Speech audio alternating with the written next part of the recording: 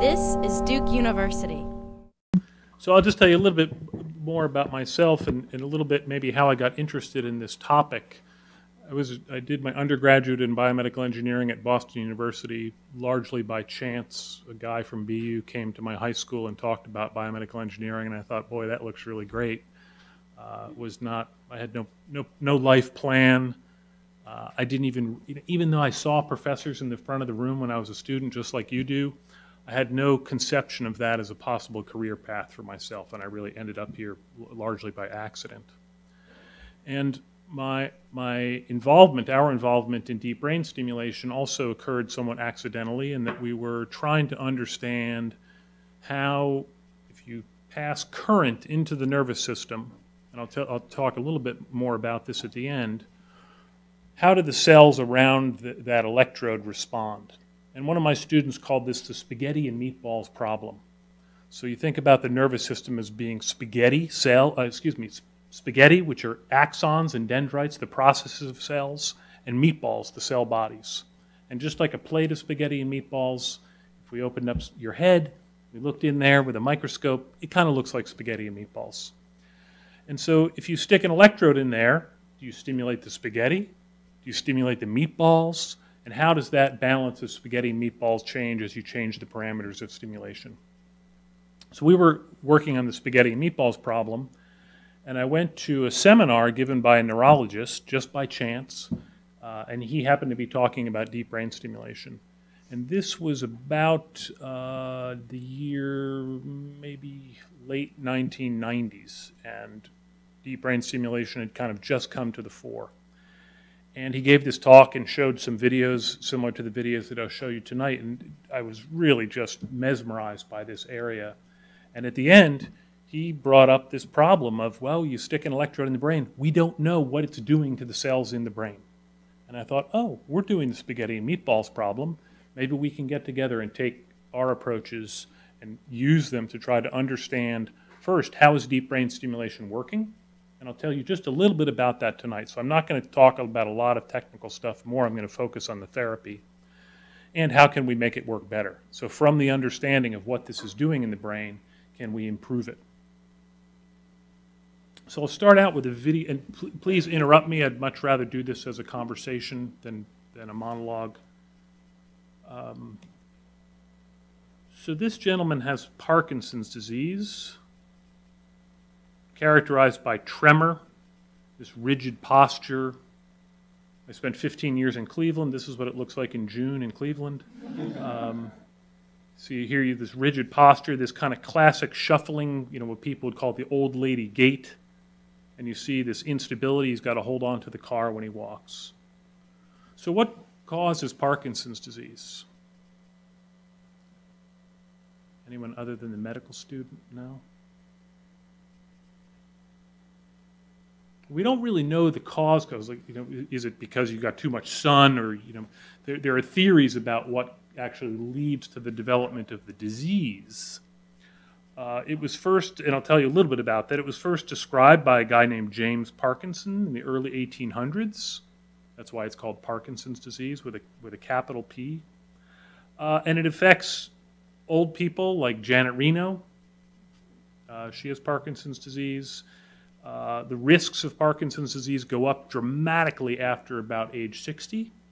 But Michael Fox, I don't know how old he was when he was diagnosed, but probably in his early 40s. Unusual to get it in your early 40s, but certainly not unheard of.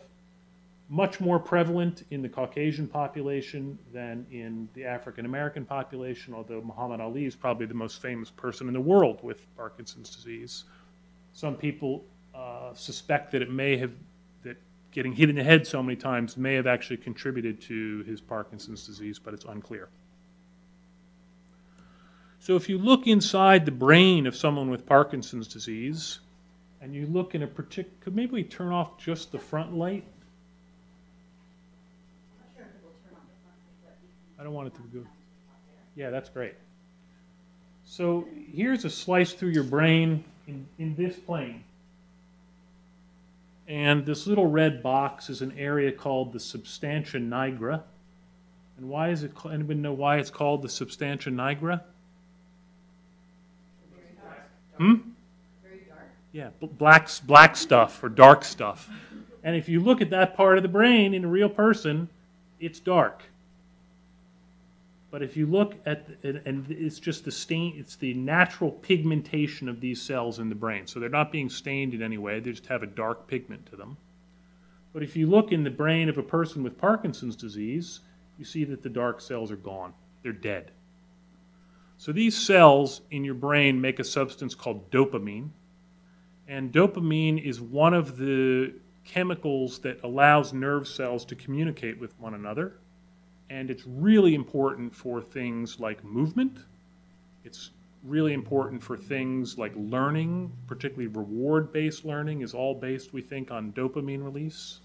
And so people with Parkinson's disease, the cells in here that normally make dopamine die.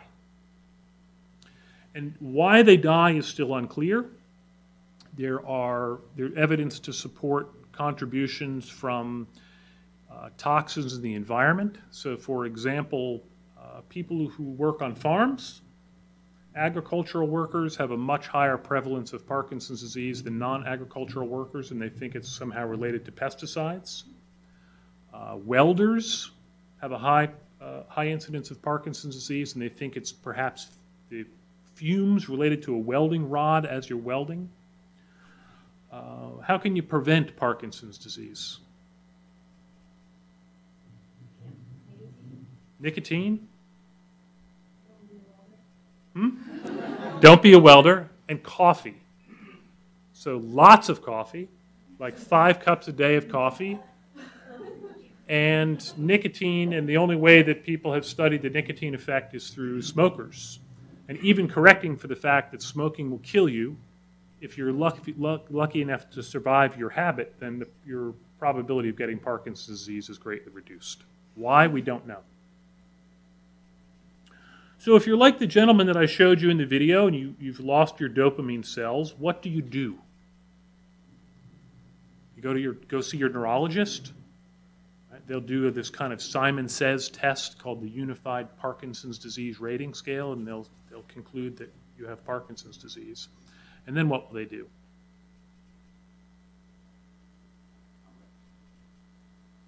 Yeah, neurologists generally don't do very much. Now, they'll write you a prescription. And they'll write you a prescription for a drug called L-Dopa. It's a pill.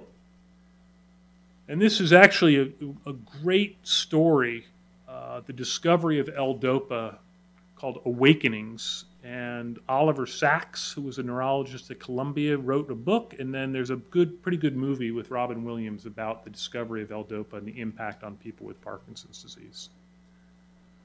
So why not just give people dopamine directly? Why give them L-Dopa instead? Well, your brain is a very privileged part of your body. And there's something called the blood-brain barrier. So things that are in your bloodstream can't just pass readily into your brain. And in fact, it's very hard to get drugs into your brain. And it's one of the reasons it's very challenging to treat brain disorders, is getting things in there is hard. Well, dopamine can't cross the blood-brain barrier, but L-Dopa can. And L-Dopa can be converted through this metabolic process into dopamine. And so the cells that made dopamine died. So you take this metabolic precursor pill, and your brain turns it into dopamine, and it has miraculous effects, truly miraculous. People take this drug, and they go from being in a completely frozen state to awake and moving. Yeah?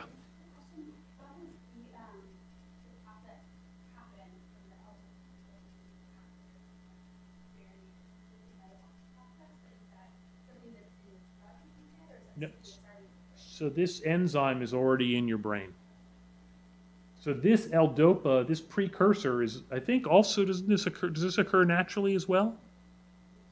Yeah, I think this is already there if you have dopamine making cells, and that in your brain would make it into dopamine, and we're just putting more of this in. But like most things, it's not a panacea. And one of the principal reasons that it's not a panacea is that, as you all know from taking drugs, they have a finite lifetime. And this drug acts relatively fast, rapidly and then wears off relatively rapidly. So what's shown here, and you can just pay attention to the dotted line, is tapping rate as a function of time. So these are hours during the day. So as I said, the neurologist will evaluate patients using this unified Parkinson's disease rating scale, this Simon Says test. And one of the things they ask patients to do is go like this: tap your fingers as fast as you can. And you and I can do this pretty quickly and pretty equally between our hands. Somebody with Parkinson's disease would have a hard time doing this. They probably do one hand at a time because they really have to think about it. And so this is just a crude measure of how bad is your symptom, where 0 is no movement at all, and I'm not sure how many of these we could do a minute, but probably a couple hundred, right? So an able-bodied person could do a couple hundred of those a minute. So this would be, let's say, able-bodied function. This is completely disabled. So at this point in time, this is from one patient. The patient's completely disabled. They're tapping just a couple of times in a minute. Then they take their pill, and they zoom up, and now they're tapping 150 times a minute, close to normal. The brain is awash in dopamine, but the L-Dopa, you just took one pill, and so it wears off. And so 3-4 hours later, they can't move again. So they have to take another pill, and so they're stuck in this cycle of on, able to move, and off, unable to move. Yeah.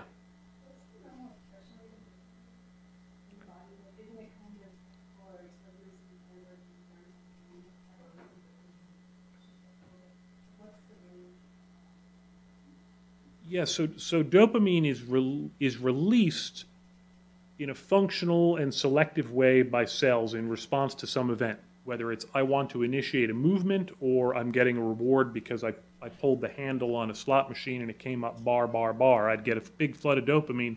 Feels really, really good. That's why we're all on our phones all the time, right? Oh, Facebook, maybe something interesting is going to happen. We're looking for dopamine.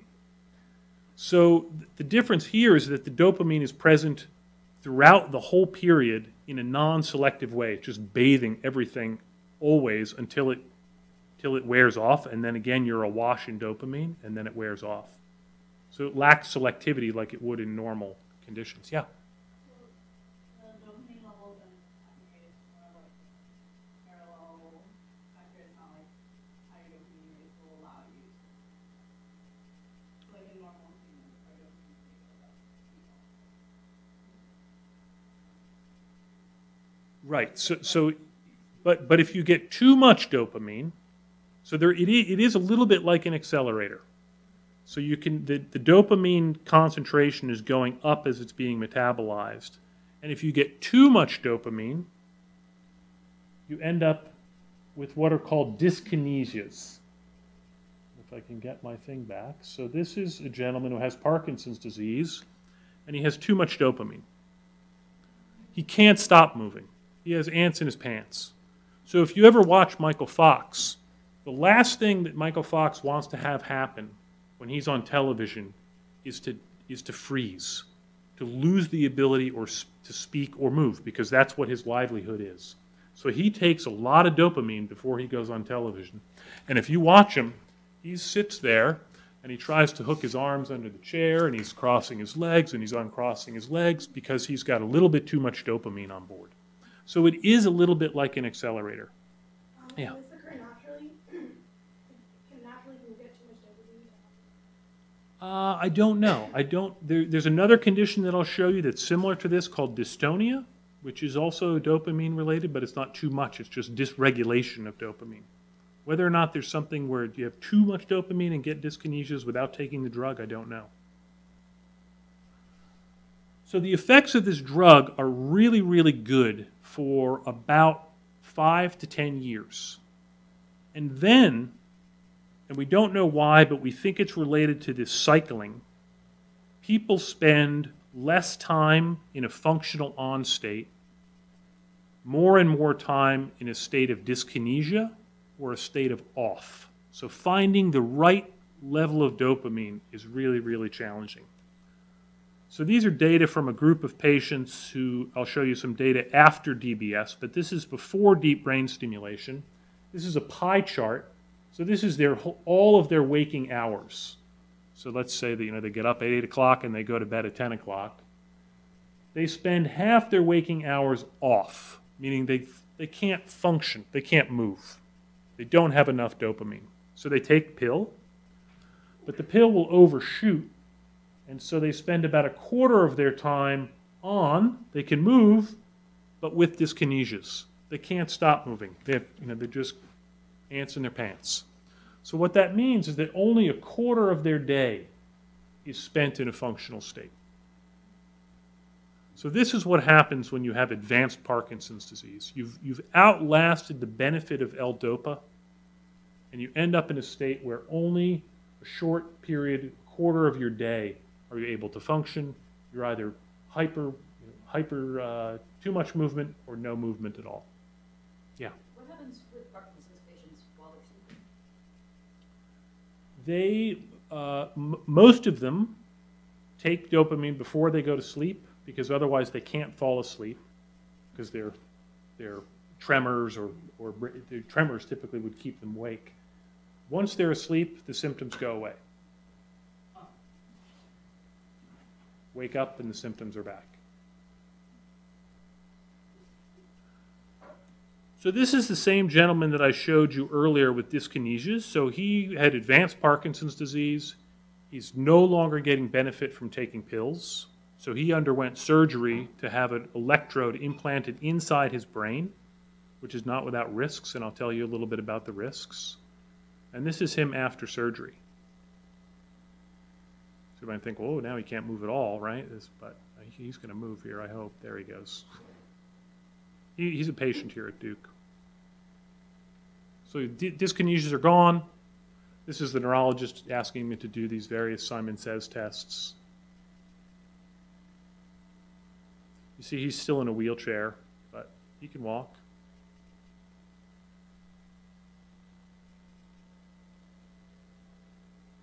And this is what got me so interested in deep brain stimulation, seeing what I think you could categorize as a miracle, but it's not a miracle, and I'll show you other examples. This is not, this is a good result, but by no means is this an exceptional result.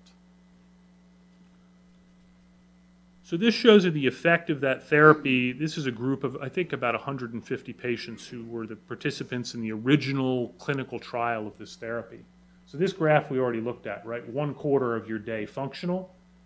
6 months after you start deep brain stimulation, 3/4 of your day is functional. So you've completely flip-flopped from 3/4 of the day dysfunctional to now 3/4 of the day functional. And with further optimization, most people are probably spending the vast majority of their day, even well above this, in a functional state. So I really love this quote from the birthmark. Recent discovery of electricity and other kindred mysteries of nature seem to open paths into the region of miracle. Right? I mean, this is a miracle. Here's the guy from Cleveland. Same day. Now his deep brain stimulator is turned on. Tremor's gone. Arms are hanging naturally at his sides. And I think the most compelling part of this is coming up. Remember, he was having a hard time walking without holding on to his car. He goes down the steps while he's putting his jacket on. Right? Before the DBS was turned on, he could barely walk. Yeah. So what does it mean for the DBS to be turned on? Is there like a switch or a button that there is no. It's on. So and I'll tell you a little bit more about the therapy. But the therapy is on for most patients 24 hours a day, 365 days a year, and it's reversible. So if you turn it off, the symptoms come back. And if you've had it for 5 years and you turn it off on day 5 years plus 1, the symptoms come back. So it doesn't cure the disease. There's no evidence yet that it impacts the course of the disease. It just treats the symptoms. Yeah. What's the power source? So let me just skip ahead, and I'll come back and show you this video. So this is what the therapy really looks like. So there's an electrode stuck down into the brain, and I'll show you where that goes. A subcutaneous wire, so this is tunneled underneath the skin, down to a battery-powered pulse generator that's in the chest. And the reason they put it in the chest is this thing is pretty big. I actually meant to bring one with me. It's thicker than my phone and half the size in area. So, you know, you used to, it's about like this is the wrong crowd, but a can of chewing tobacco. Probably a lot of you are big Skoll fans, I bet. And the vast majority of these devices use a primary cell battery, meaning once the battery dies, you have to replace it. And the typical lifetime for a Parkinson's disease patient is about 4 years. And then they have to come back in, they get cut open, pop out the old battery, pop in a new battery, and off they go. The dose is set by the clinician using a radio frequency link across the skin. So the programmer is outside. You know, it's a little bit bigger than my phone. And they can control the parameters of stimulation, kind of like the dose if you were taking a pill. Any questions about the technology? Yeah. So is the dosage or whatever when you program in the amount of stimulation, is that just a one-time thing, or do you? So it usually in the first couple of months, this requires some tweaking. And then the patients would come back, say, at 6 months and 1 year, and they would usually do a little tweaking. And then things are relatively stable for, depending on the patient, somewhere between 5 to 7, and if you're lucky, 10 years. And then patients will come back and say, my deep brain stimulator is not working. You need to fix it. And it's still working, but their brain is continuing to die. So Parkinson's disease is a degenerative disorder. Your brain is literally dying. And this therapy produces a increment in function, but that's riding on a pedestal of continued loss of function. So by the time you get out here, they'll come back in and say it doesn't work anymore. But then when you turn it off, they see how bad they are without the therapy. So you can do maybe a little bit of tweaking at that time, but if the brain, you know, once so much of the brain is dead, there's really nothing left to stimulate. Yeah. So when you showed the image of the brain that are off from that, like there was still some cells remaining, like how did those cells die? So one thing that's really interesting about Parkinson's disease is that you can lose up to just below 90% of those cells and still have normal function. It's the last 10% that gets you. So, it really tells you something about how resilient biological systems are, where you can kill off 90% of something. It's presumably pretty important, and we can go on functioning. But those cells in the substantia nigra, the dopamine makers, are only one component of the cells in your brain that die. So there are other contributing cells as well, not nearly as prominent as those. And it's those other cells that presumably are continuing to die and then causing a loss of restoration of function from DBS. Yeah. So, I guess it's sort of a similar question. You know, we started talking about a loss of dopamine. Yep. And then taking a pill, which is a chemical replacement. And now suddenly we're in Yep. electrode world. Like, how does this work?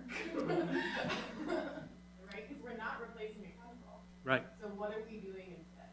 We'll get there. Just be a little patient, okay? It's one thing that's very clear is we're not causing release of dopamine, right? Because the cells that make dopamine are dead, so we can't stimulate them. It's not as if we're electrically causing dopamine release. Is the amount of stimulation related to the symptoms, or is that idiosyncratic for the patient? No, so the amount of stimulation, which is really determined by the intensity, the size of the pulse, is more related to where you put the electrode in the brain. How close are you to the target? And it's hard to do. Whoops. So this is your brain in this plane. If I slice my head this way. So this is your cortex, cerebral cortex here. Anyone know what this is? Brain coral, right? This is the cerebellum. It helps participate in movement. So these are the targets that are used to treat movement disorders.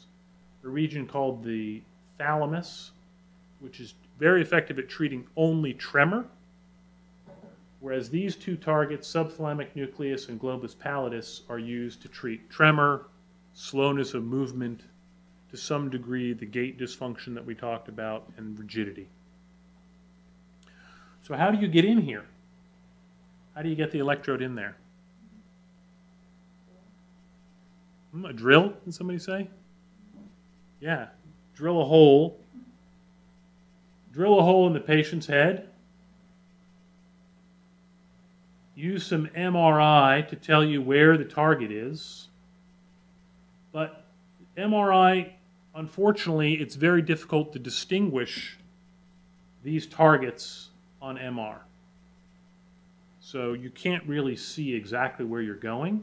And when you drill a hole in someone's head, your brain moves because there's pressure inside your skull. So the surgeons use an electrode passed through the brain to record from individual brain cells.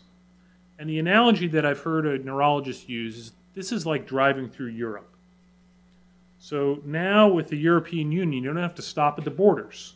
Right? It used to be you'd have to stop at the border. So you knew when you were going from Germany into France and then into Spain. Well, now you don't have to stop. So how do you know? Well, now people are speaking German. Now they're speaking French. Now they're speaking Spanish. And the brain is the same. The firing pattern, or the language that the nerve cells are speaking, depends on where you are in the brain. And so they can tell, are we in Germany? Are we in France? Are we in Spain? And they use those electrical recordings to refine the target. That is where they're putting the DBS electrode. Physically, this target's about the size of an almond, and it's roughly in the middle of your head. So this is a very, very challenging surgery. Yep. What parts of the brain does the electrode pass through, and is there damage associated with that? So it goes, you can kind of see it here. It's going through, this is probably motor cortex, the part of your cortex that controls motor function. The electrode is to scale. This is to scale. So this is a fairly large pipe going through your brain. The primary risk is intracranial hemorrhage, bleeding inside your brain. But there's no real, if you don't have intracranial bleeding, which is quite rare, there's no consequence, at least overtly, of shoving this down through your brain. I mean, they do, you know, the most extreme brain surgery that I've ever seen a picture of is called a hemispherectomy. In children who have very, very severe epilepsy, they will literally remove half of the brain from the skull. And you see the MRI image, and there's brain only in half. And those kids grow up to be relatively normal. So something like this, it looks big, but the brain can take it. Yeah. Is there any risk for this kind of surgery inflammation? Does the brain try to reject the electrode, or does that There is, boy, you guys are really asking the right questions here. So this is what it looks like after it's in. And so here are these two electrodes. Here's all the connector cables. Here's the staples to put the piece of skull, or maybe this is the skin incision stapled shut. Nobody does suturing anymore. They're too lazy to staple you up. So this is what the brain looks like from tissue, from a post-mortem. And I think there now are something like a dozen brains that have been published from people that have died from causes unrelated to DBS. So this is the hole left through the brain by the electrode. That's 1 millimeter right there. and it's not round just because this tissue section is cut obliquely to the electrode. If we magnify that, here's the hole from the electrode, and this was around a contact that had been stimulated for over 2 years. And this tissue, it's a little hard to see, is a scar. So just like if you cut yourself, you get a scar, anywhere you put an implant in the body, you're going to end up with a scar around that implant. But this is relatively benign, it's thin, and what's important is that it's no different around the site that wasn't stimulated and the site that was stimulated. So these devices are well tolerated in the brain. There is, however, a risk for infection, and that is, unfortunately, do I have the number here? Yeah, but I didn't give you this is about out of 150 patients in the pivotal study, 4 infections. Yeah, and that's probably right, something between, somewhere around 3% risk of infection. And usually if you get an infection, they have to remove the system. Because even if they put you on antibiotics, there's something about having an implant. Once you get an infection around it, they can get it out. Because you don't want to get it in your brain. So that would be an infection like in the skin? Usually it's an infection around the pulse generator in the chest is the most common site to have an infection. So sometimes they'll take out the pulse generator and leave the brain lead in, because that's a relatively benign thing. But if it doesn't resolve, then they'll take the lead out. Yeah? On the previous slide, you had a picture of one of the holes in stimulation. So is there an electrode in the brain that's not stimulating the brain? So the electrode has 4 contacts on it, and the clinician can program which one of those is turned on at any time. And because the electrode is bigger than the target, so the idea is you're kind of getting 4 shots on goal, so to speak. And so the histology was just from around one of those that the patient had been actively using and one that they had not been using.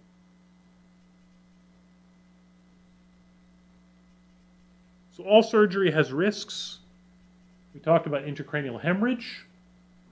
And when you get bleeding inside your brain, it can cause some kind of dysfunction. So hemiparesis, meaning you have some paresis on one side of your body. And in 4, again, I think this was about 150 patients in this particular cohort, they had a persistent problem. So this caused some permanent neurological deficit. Seizures, infections, put the lead in the wrong place, dyskinesias, those movements that we talked about. Diplopia is unwanted eye movements. Dystonia is another kind of movement disorder. Related to the device, infections, a couple required removal, replace the lead. This is fluid accumulation around the implant.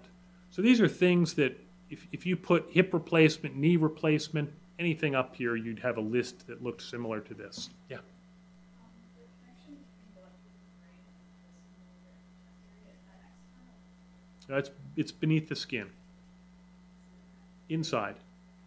So that's the most barbaric part of the surgery. So this part of the surgery where you're putting the lead in, the patient is awake because you need them awake so they have symptoms that you can evaluate in the operating room, and you want to make sure that you're not causing any problems. So you're interacting with the patient.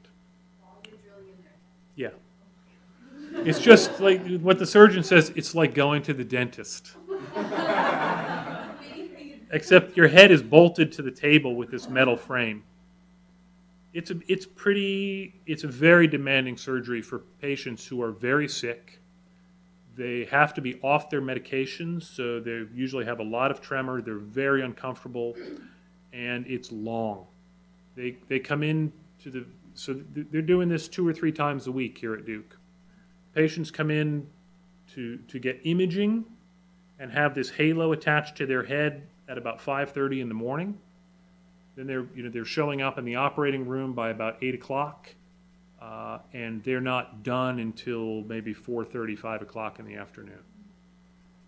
So once the leads are in, then the patient is put to sleep, because to get the wire from here to here, you have to tunnel underneath the skin. And this is a very barbaric, and if you were awake, would be extremely painful procedure where they basically just take this rod and just ram it through. And it's like, aren't you worried that there's nothing in there? Just make a path underneath the skin, behind the ear, down along the side of the neck, and into the chest. And then put the pulse generators in. You said this thing is good for 5 to 7 years. How Yep. much does it cost? The total charge to insurance for this at Duke is somewhere around $80,000 for the whole procedure. And then when you come back in at about 4 years, depends on the settings, but typically about 4 years, it's another $25,000 every time you replace the batteries. So it's a very expensive procedure. Yeah. And is there resistance on the part of the insurance company? Say, well, why can't? No, most insurance companies cover this because the patients who are getting DBS are like the gentleman I showed you who are not getting benefit from their drugs anymore. These are patients with advanced disease. The effects are very well documented, so there's no question that this is a therapy that works. I don't know about cost effectiveness. I know there have been some studies. Depending on who does the study, you probably could make it look really cost effective or not. Most patients do reduce their medication doses substantially because now they have stimulation. So they still take some medication, but only about half of what they used to take. Yeah. Do lots of hospitals perform this process, or is this something that only very specialized? I think there are probably maybe 40 places in the U.S. where you can have this done. So there's the group of surgeons who do this are called functional and stereotactic neurosurgery. So that's a specialized part of neurosurgery, and that's a relatively small group.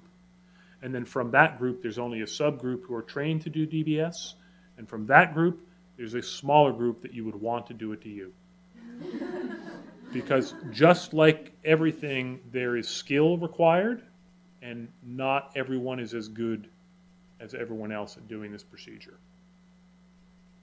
So if you have a loved one who's considering this, make sure that you talk to somebody who knows, who knows that surgeon, and make sure you're ending up at the right place. So you mentioned that Parkinson's, usually the onset is after age 60. Yeah. Is there sort of an optimal age at which this procedure is beneficial, or an age after which they say, well, you know. So I know that there have been patients implanted in their 80s. The thing that prevents people from being implanted is usually dementia. So one of the consequences of most neurological disorders, Parkinson's disease included, is dementia. And it's clear that undergoing a surgery like this also contributes to some loss or contributes to additional dementia. So if you have some already, they're unlikely to enable you to undergo the surgery, even if you might benefit because of the concern about what it might do. Other than that, if you're in reasonably good health, other than Parkinson's disease, you're not on blood thinners, because you can't put this in somebody who's on blood thinners. I don't think there's any age limit. And for better or worse, if patients come to Duke and Duke says, no, we're not going to implant you, then and they really want it, they'll go other places.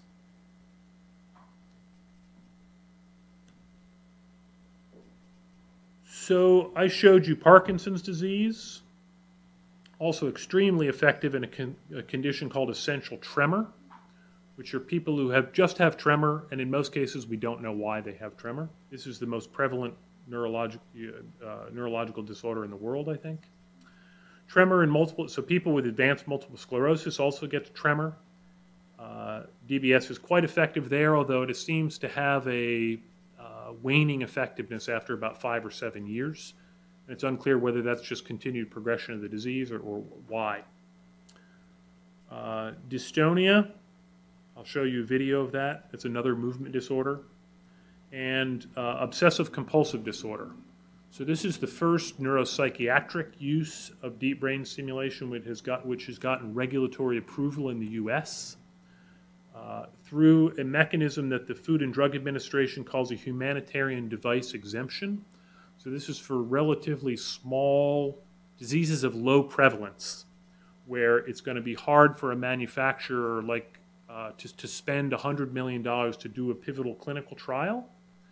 They let them kind of do a mini trial.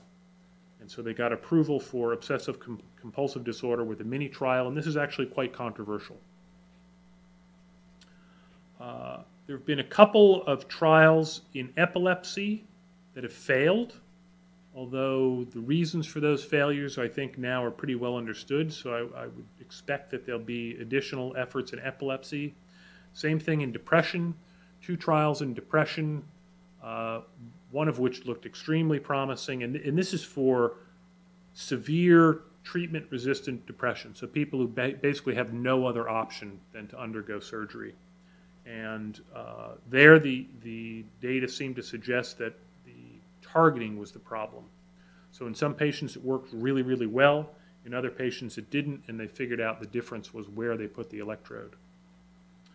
Some early uses in Tourette's syndrome, an ongoing study in Alzheimer's disease, and then neurosurgeons will kind of try anything once, so there are a number of other applications that people have tried DBS for.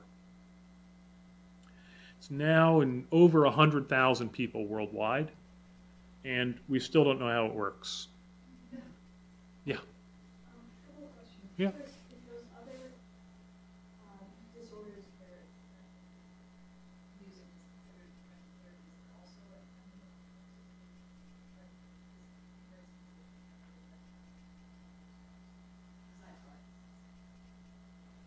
So yeah, I mean, certainly there are patients here who have had the device for well in excess of a decade, and they're still deriving benefit from the device.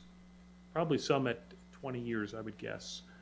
Dystonia, I don't know. I mean, we don't have nearly as much experience here, and OCD is relatively new, so we don't know yet. About the OCD, you said that Parkinson's and depression is a last resort measure. How bad is the OCD? Yeah, so these are patients who are severely disabled by their disease, and they've tried every other therapy. And the options usually, and this option exists for all of these conditions, is a surgical lesion in the brain, where you literally go in and cook the tissue.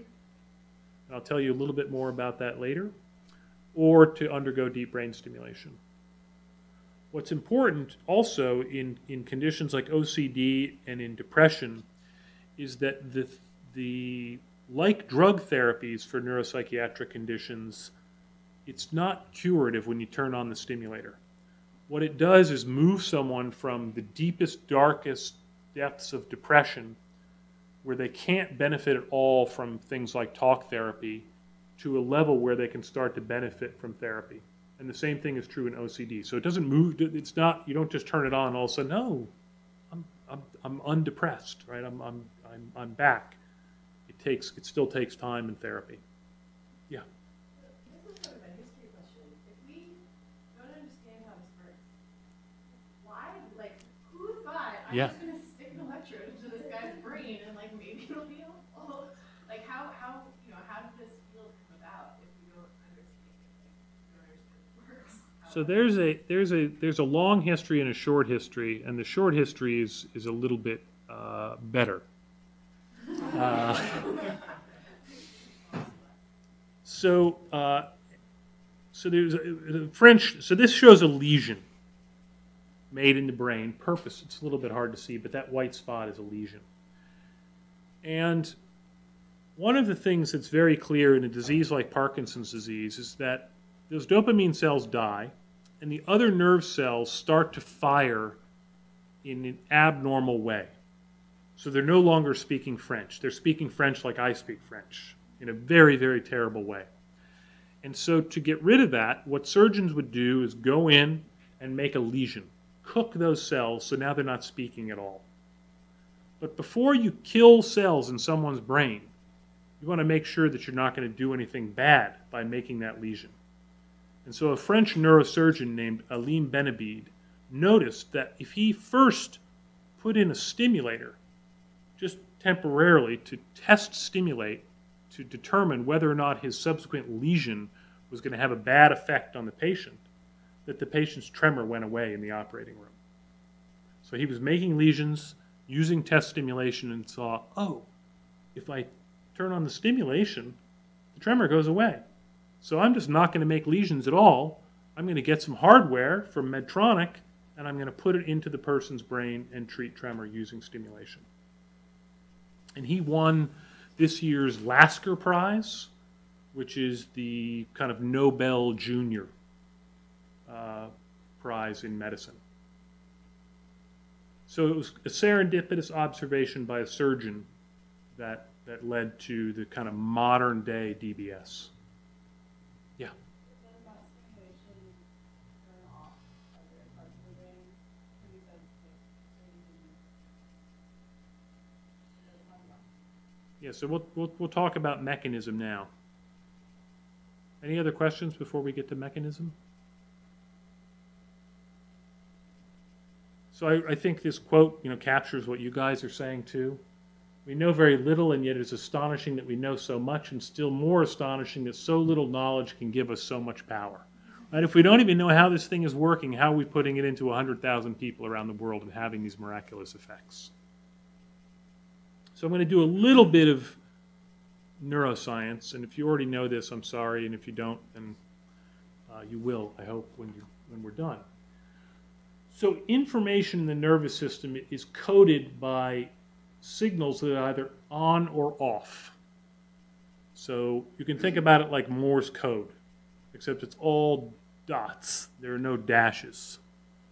And these are called action potentials, and it's the rate, how many of these per time, and the pattern, the spacing between them, that codes information.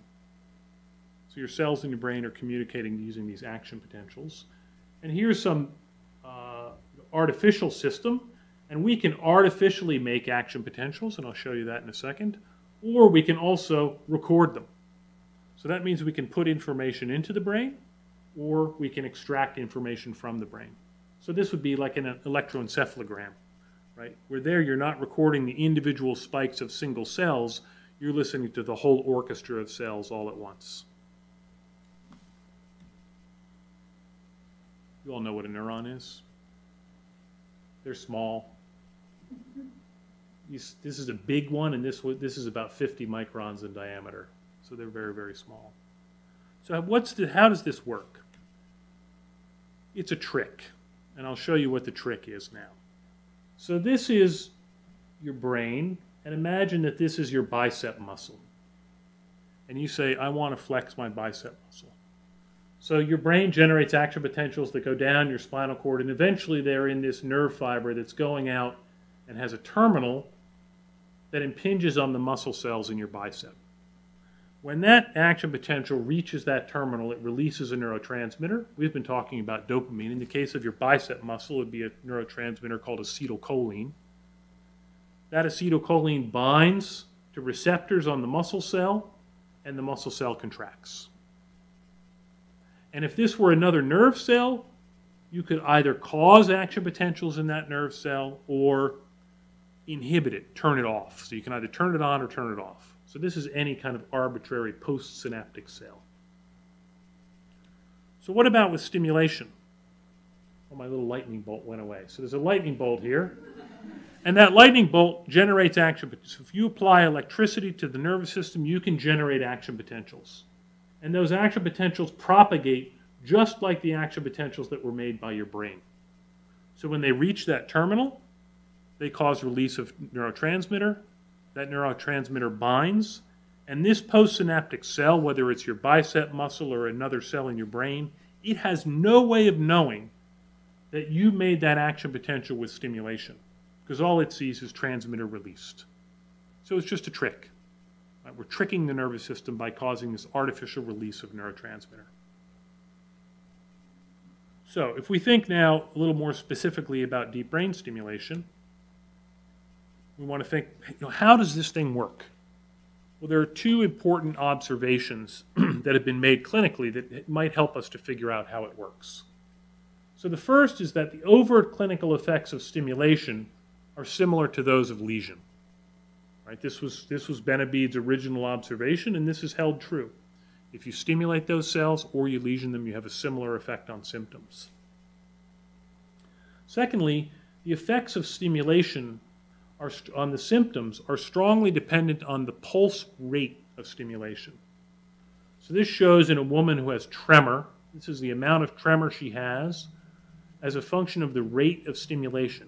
How many pulses are delivered to her brain per second? Yeah. If the effects are very similar to doing the lesion treatment instead, why would you opt to have this large implant versus the battery replaced and whatnot rather than Yeah.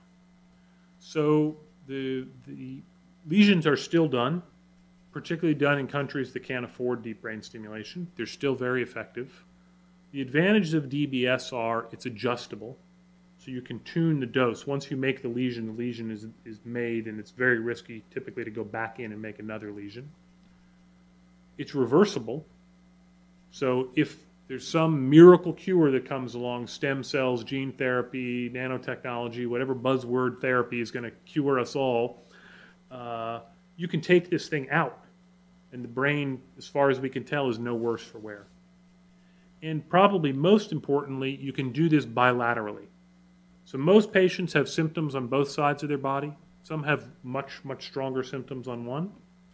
And bilateral lesions are associated with a high risk of pretty substantial side effects. So usually they only do a lesion on one side, whereas DBS you can do both sides. So if you stimulate the brain with low pulse rates, less than 50 pulses per second, you actually can make the symptoms worse. And only when you stimulate at above 100 pulses per second do you see a reduction, in this case in tremor, relative to baseline with no stimulation. So these two observations kind of help us to think about how might this be working. Yeah. Wow. I wish I knew you a decade ago. Yeah, we'll talk at the end a little bit about pattern. We've been doing a lot of work with pattern, actually. So we wanted to try to understand why does this depend so strongly on frequency? Why do you have to turn it up to 100 pulses per second? And so to do this, we built a model inside a computer of a cell in the area of the thalamus, the area that you would stimulate to treat tremor, the same area where these data came from. And we studied how does that model cell respond to deep brain stimulation. So we can do this under highly controlled conditions inside a computer. So this shows a recording from a cell in a human who has tremor. And this is, each one of these clusters is a burst of those action potentials. So if you were listening to this cell, you would hear it going bsh, bsh, bsh, bsh, bsh, bsh, bsh, and it's firing synchronously with the tremor. So we made our model cell fire in the same way as the real cell.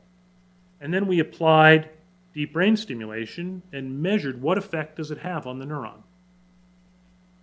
So if you stimulate at low frequencies, those that cause an exacerbation of symptom, you see here's this original bursting is still there. And added to that are these new action potentials. Those are the ones that we're generating with the stimulator. But when you turn it up to a higher frequency, 100 pulses per second in this case, you see something quite different. Now, the cell is just firing along at 100 hertz, 100 pulses per second, synchronized with the stimulator. In other words, you are now pacing that nerve cell. So to measure this, we calculated something called the coefficient of variation. You can think about this as how much information is contained in the firing pattern of the neuron. Very much like Morse code, right? We can transmit information through this pattern. So this is how much information is being transmitted as a function of the pulse repetition frequency of stimulation. With no stimulation, stimulate with low frequencies, you actually transmit more information because you're adding new pulses. But when you stimulate at high frequencies, you transmit no information at all. And we call this an informational lesion. And the way that I can convey that to you is that if I were to sit here and just go,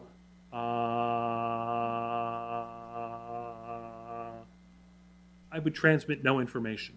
I need to modulate the frequency of my voice. The brain is the same way. You need to modulate the firing of this neuron in order to transmit information. Yeah.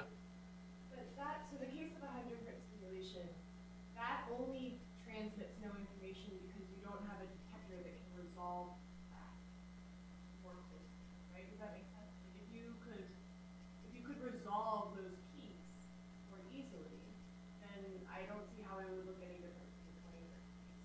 So like what is it in our body that's doing that filtering? So there is the receiver gets 100 hertz, but 100 hertz all day, every day, forever transmits no information. So imagine you were across the street and I had a flashlight and I wanted to send you a message with my flashlight. If I just turned it on, that's the extent of the message that I could send. And tomorrow, if it was still on, you'd be thinking, boy, this is not much of a message. If I instead turn it on and off and flash it in some pattern, then I could transmit a message to you. So this you can think about. The cell is just firing constantly at the same rate. It's like the flashlight is on. So when you're stimulating at a lower frequency, like a 20 hertz, Yeah. for example, where is the additional modulation? Right, so here's the no stimulation case. Right. So you have this group of action potentials. Now you're introducing new time between pulses you could think about as the information here. And so I've introduced new timing between these pulses, and that's created more information content. Right, I guess I just still don't understand like how, I mean I can see kind of pictorially Yep. in your images how like the 20 there's a bit of a wave on top of that kind of series of pulses as opposed to the 100 where it's pretty much flat. Yeah, it's not the amplitude at all, it's all in the timing. So these you can think about, these are all binary on-off signals. It's only when they occur that matters.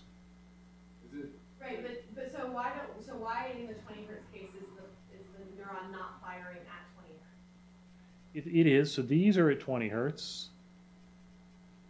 But this intrinsic bursting can sneak through. is it like a discharging of the neuron? Like is like the neuron like the filter, like the capacitor? Like does that make sense? I don't understand why the bursting doesn't show up in the Because now you basically are firing the neuron so fast that there's no opportunity for these bursts to be generated. There's no time between action potentials available for these bursts to fire. So what are the bursts? That is the intrinsic activity that's in the brain. In this case, we make it in the fake model neuron that would be driven by other parts of the brain that are not represented in the model. So if you put this electrode down in and recorded from one of these cells, you'd see this bursting activity. And it appears to be causative of tremor. It's synchronized with tremor.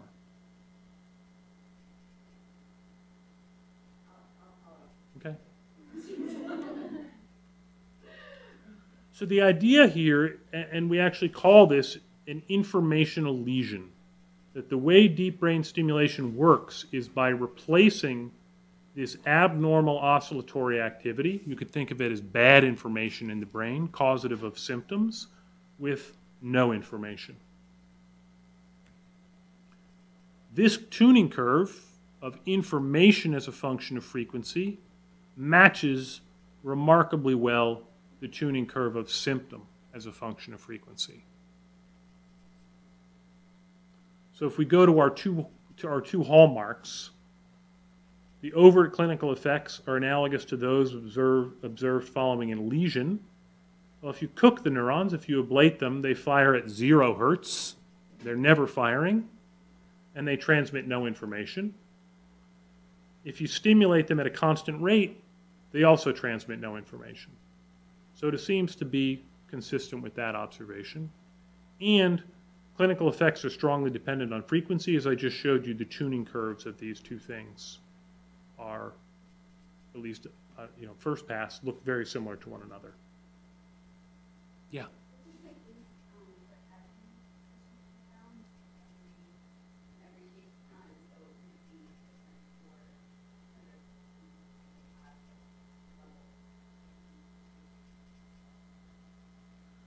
So the frequency tuning curve appears to be ubiquitous across patients and symptoms.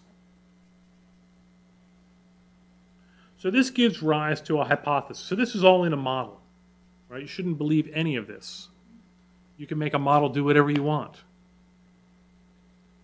So this gives rise to a hypothesis that effective deep brain stimulation regularizes the pattern of neural firing. It synchronizes it with the stimulator. So, I'm sorry, what was your name? Yeah. Michaela's idea, very good idea, allows us to test this hypothesis. So to test this, what we did was we made stimulation patterns, all of which are at a high enough frequency to effectively treat symptom. They're all at 130 pulses per second, but they have different degrees of irregularity. And if the important effect is to synchronize and make those neurons fire in a regular way to eliminate information, the regular pattern should work much better than the irregular pattern. But the little battery-powered pulse generator can't make anything other than this. But luckily, when the battery dies, the patient has to come in and have it replaced. And so we have been taking advantage of that and doing experiments in the operating room across the street while patients are undergoing their battery change procedure. So they can do this under local anesthetic. Patient comes in, we consent them. About a third of patients, over this time period agreed to participate in our study. Usually it's the spouse who doesn't want the patient to participate. Usually this patient's all for it. We make temporary connection to their brain lead in the operating room for about 40 minutes, and we make measurements during delivery of these experimental patterns. And the measurements that we're trying to make are similar to that finger tapping task that we've been talking about all along, but this is not, I'm an engineer, and this is not very quantitative, so we wanted a way to do this quantitatively. So we have the patients alternately click the two buttons of a mouse as rapidly and regularly as they can. So just click, click, click, click, click, click, click. And this gives you an example of that. So when this is time, and when the trace is blue, it means their index finger is down. When it's red, their middle finger is down, and when it's green, both fingers are down. So this is with no deep brain stimulation. You see their index finger gets stuck down, and this is 30 seconds long. So they're stuck down for about 10 seconds. They can't move very well. They have Parkinson's disease. Turn DBS on, get nice alternation between red and blue. So it gives us a way to do these things, to actually make measurements, not just have a neurologist say, that's a 2 or a 3. And fortunately, these measurements are correlated with the clinical scale. So we can then talk to neurologists about what we're doing in their language as well. So this shows the result of that experiment delivering these non-regular patterns of stimulation. So this is how quickly they could move and how regularly they could move. And these are average data across 9 patients, all of whom had Parkinson's disease. So this is change in their movement speed. This is at baseline, and you see they click faster when we turn on regular high-frequency stimulation. It treats their symptoms. But as we make those patterns less regular, moving to the right, when we get to the most irregular pattern, it's no better than no deep brain stimulation at all. Meaning if you stimulate the brain with a random pattern, which has a huge amount of information in it, it is not effective at treating the symptoms. Same thing for movement variability. A high degree of variability, they click one, then click the other one twice. That movement variability declines significantly with regular stimulation, and as you make the stimulation less and less regular, it loses effectiveness. So this is at least consistent with the hypothesis that the important part of deep brain stimulation is to pace those neurons. That this device is a brain pacemaker, and by doing so, you're basically taking control of the firing pattern in those neurons, getting rid of that abnormal burst activity. Yeah? Do you have any guesses of what might happen if you used a pattern that had like 2 or 3 primary components, like a theme pattern, where you've got like a fast variation and a slower variation? Yeah, so the part about this that was really exciting for us was, one, it's consistent with this mechanistic hypothesis. But more importantly, it shows that the system is sensitive to pattern.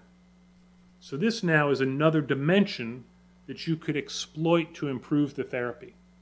And so that's a focus of a lot of the work that's going on in my lab now, is designing patterns that, one, do a better job at relieving the symptoms, and 2, relieve the symptoms but with low frequencies, because then you can make the battery last longer. Because we think, the manufacturer really likes this 4-year battery because they're collecting $25,000 every time the patient comes in. For the patient, it's terrible, and the surgeons hate it too. So yeah, we're trying to figure out what should those patterns be.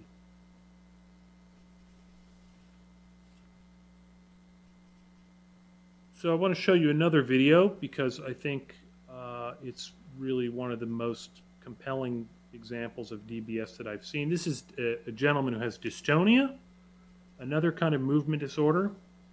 He is somewhere around your age, intellectually entirely normal, but has a movement disorder. And I hope the sound works. For deep brain stimulation surgery. Okay. And tell me a little bit about what you're suffering from. Dystonia and tremor all over my body. All over your body. Yes. And how does it affect your life? It's not easy. Not easy. No. How long have you had dystonia? About 14. This is how it works. So And how do you hope the surgery will help you? I hope I'm, normal. So that to me is really, so she asked him, she said, what do you want to get from the surgery? Could you understand what he said? I want to be normal. My speech will be better, my walking will be better, and my chewing. And back out. And one more time. Excellent. Okay. I'm going to have you hold your arms straight out for me. Just keep them out there. Dystonia primarily affects pediatric disease. Wonderful. And if you can bring them in towards you. Some identified medications of symptoms. And then back out again. Okay. Can you open and close your hands for me? Very good.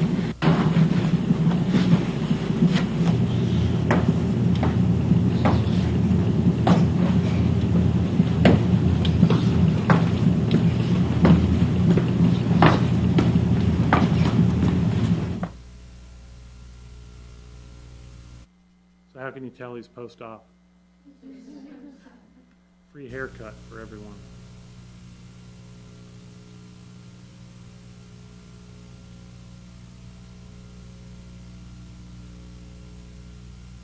Yeah, it's not perfect.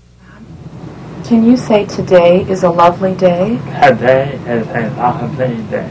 Okay, good. Do you know what day today is? Thursday. And the month and the date? February 8th, The year? 2001. Very good.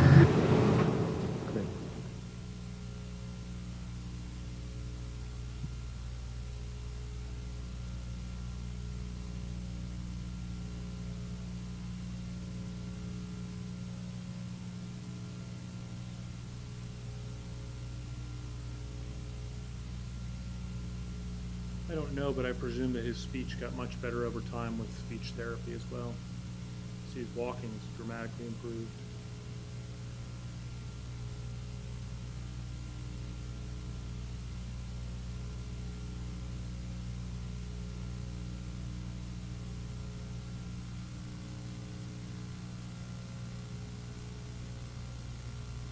So it is a miracle.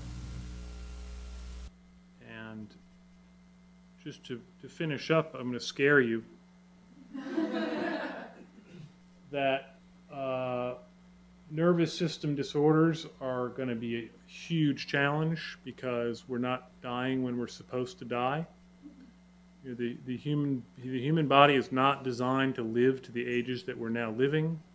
We've gotten really good at treating heart disease. We're getting really good at treating cancer, and people are living longer and longer. And so the thing that is now going wrong is the brain.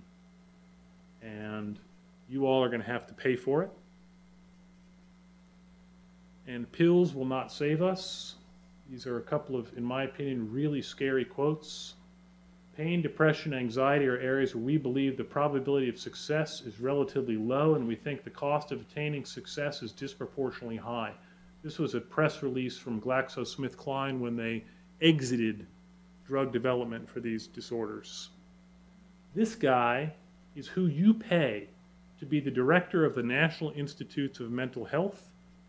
There are very few new molecular entities, very few novel ideas, and almost nothing that gives any hope for a transformation in the treatment of mental illness. This is his job. He's one of the smartest people in the world. And that's his view of the situation. And the reason is, you don't have to kind of really pay attention here, but the ability to develop successfully drugs to treat brain disorders is tremendously expensive, takes a tremendously long time, and mostly they fail. And so basically people are saying, it doesn't work, we're not going to do it anymore. Fortunately, there are lots of opportunities to use electrical stimulation for restoration of function. We talked about deep brain stimulation today. There's a device called a vagus nerve stimulator that's used to treat epilepsy and a little bit less successfully to treat depression. There was a device recently approved by FDA to treat obesity. There are devices to treat urinary incontinence, spinal cord stimulators to treat chronic pain. A Dookie just made good and got the first system that allows the blind to see, approved by the Food and Drug Administration. So pills may not be the answer, but I think there's a lot of promise in electrical approaches. And I'll close with this quote: "Wonderful as are the laws and phenomena of electricity when made evident to us in inorganic or dead matter, their interest can bear scarcely any comparison with that which attaches to the same force when connected with the nervous system and with life." So I'm happy to answer any questions. And this is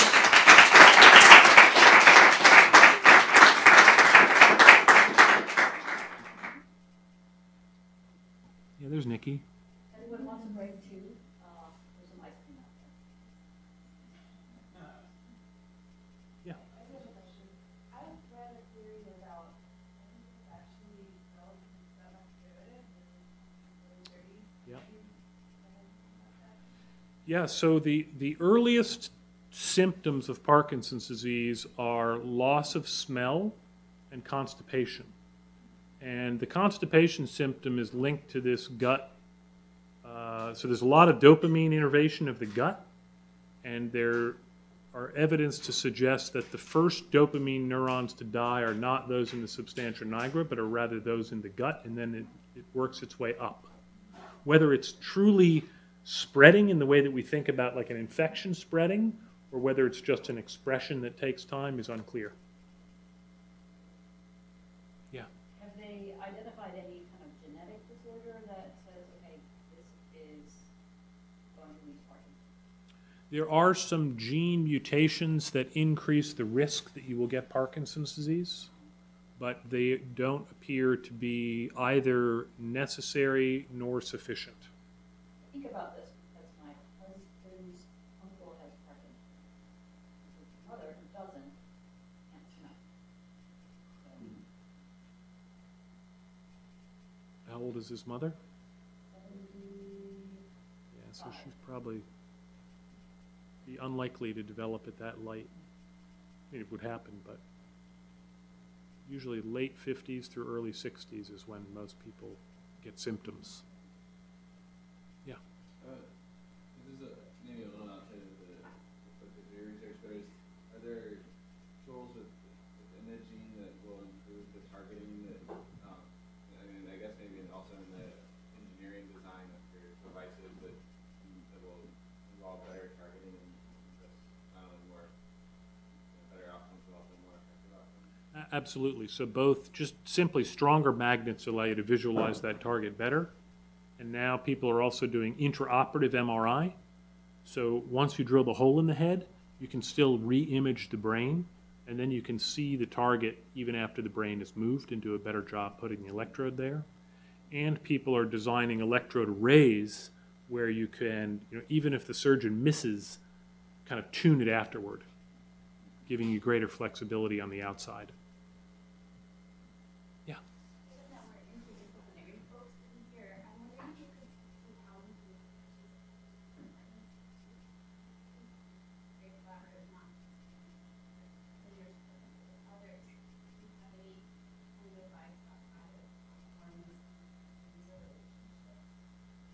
A lot of us sometimes. Yeah, I think, first I'll say that we're really lucky here because of our geography.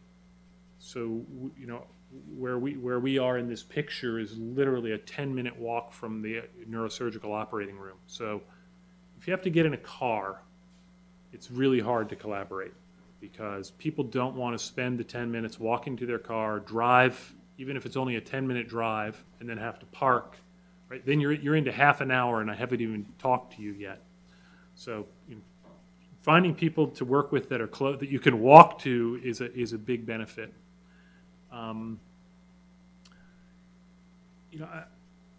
I feel really, really fortunate that we have had the opportunity to work with these clinicians at Duke because it's allowed us to do these things that otherwise there's no way that we could do. I don't know if there's really a secret sauce. I think it takes a long time. So you have to be very persistent, and you have to be willing to spend time in situations where it's not going to work. In other words, you're going to try this with people or groups, and it might seem like, oh, this is a natural fit. We're definitely going to have the opportunity to work together. And you might feel the same way, and you might pursue that, but it's hard. It's like going on a date.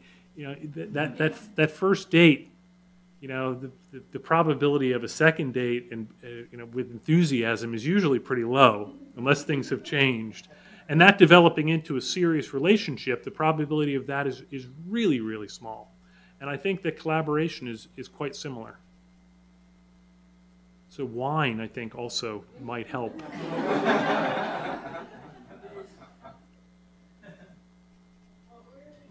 did you envision as being your career path when you're college? Yeah, so I have always been interested in cars, and so I wanted to get a job so that I could buy a nice car. That's really what I was thinking about. I was a very shallow person, and my junior year in college, I applied to spend the summer at the Woods Hole Oceanographic Institute on Cape Cod because I figured, hey, Cape Cod, not a bad place to spend the summer, and they had this summer internship program. So I sent in my application, and I didn't hear anything back. So I called them up, and the woman I spoke to, she said, she was very, very, very nice. She said, I'm sorry, but we didn't even consider your application. I said, I know I'm not a great student, but come on. She said, no, we didn't get one of your letters of recommendation, so we didn't consider your application. So the guy who I asked to write a letter of recommendation, his name is Herb Voigt. He was a professor of mine. He was my academic advisor, and I had him in a class that I made an A in his class, so I figured this would be a good guy to write a letter. So I went to his office, and I grew up in New Jersey, so I'm not afraid to get in people's faces, and I got in his face, and I said, look, you screwed me. I was counting on a summer on Cape Cod, and they didn't even look at my application because you didn't write your letter of recommendation. And his desk was just this pile. He said, well, I'm sure it's here somewhere. He said, I'm sorry, Warren. The best I can do is I'll offer you a job in my lab for the summer. And I had nothing going on. I definitely did not want to go home for the summer, and so I figured, all right, sure, I'll do this. So I took a job working in his lab that summer. He studies how the nervous system processes sound, so he does hearing research, and I absolutely loved it. I had a great summer. I loved the environment. I learned a ton. He seemed to have a really, really good job. I really liked his job. And that's what turned me on to this career path. What kind of car do you drive now? I have a nice car. I have an Audi S4. So it's 325 horsepower and a very light, small, like go-kart-like car. The only problem is it's speeding tickets. I know all the angles down in North Carolina, of which there are many, so don't ever pay a speeding ticket in this state. There are many ways to get out of it. The easiest is you plead guilty to faulty equipment, and you pay a fine. The easiest thing to do is you pay a lawyer to plead on your behalf, but you can go and show up yourself too. And basically you're saying, without any evidence, my speedometer doesn't work properly, and that's why I was going too fast. It's a racket, I think. I think because the police pull you over, they write you a ticket, you pay a lawyer like $150 to show up on your behalf in court. Then the police officer shows up in court. They get paid to show up in court also. And City of Durham or Orange County or Durham County, whoever got me that particular day, they get a slice of the pie too. So everyone's happy except me.